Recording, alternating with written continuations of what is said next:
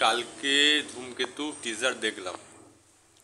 তো টিজারটা কেমন লেগেছে? টিজারটা সত্যি কথা বলতে আলাদা ধরনের লেগেছে এবং বোঝা যাচ্ছে না গল্পটা কি।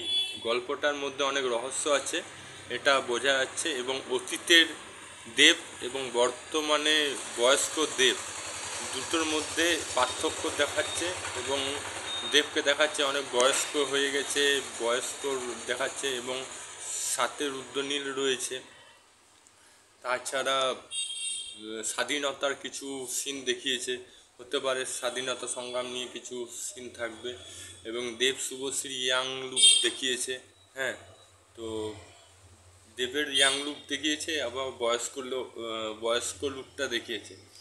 গল্পটা কি সেটা সাসপেন্স আছে, ট্রেলার এলে হয়তো বুঝতে পারবো। তাছাড়া এমনিতে ভালো ভালো অভিনেতা অভিনয় করছে। দেব শুভশ্রী ছাড়া কৌশিক গাঙ্গুলি অভিনয় করছে। তাছাড়া চিরঞ্জিত চক্রবর্তী, হ্যাঁ, রুদ্রনীল আছে, পরমব্রত চ্যাটার্জি অভিনয় করছে।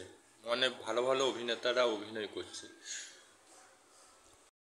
একটা প্রচণ্ড পরিমাণে রহস্যজনক লেগেছে।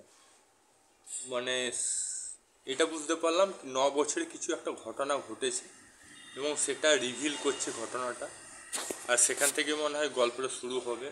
দেখা যাক, ট্রেলার এলে বুঝতে পারবো গল্পটা কি। আমার তো মোটামুটি ভালো লেগেছে। আপনার মতামত কি সেটা কমেন্ট বক্সে এখনই লিখে জানান। ভালো লাগে লাইক করুন, চ্যানেল তাহলে সাবস্ক্রাইব অল বাটনটি প্রেস করুন। ফেসবুকে দেখে থাকলে পেজটা ফলো করুন এবং নিত্য নতুন জানতে গেলে আমাকে সাবস্ক্রাইব করুন। আবার দেখা নতুন কোনো ভিডিও নিয়ে। ততক্ষণ জয় হিন্দ, জয় ভারত, ভালো থাকো, সুস্থ থাকো।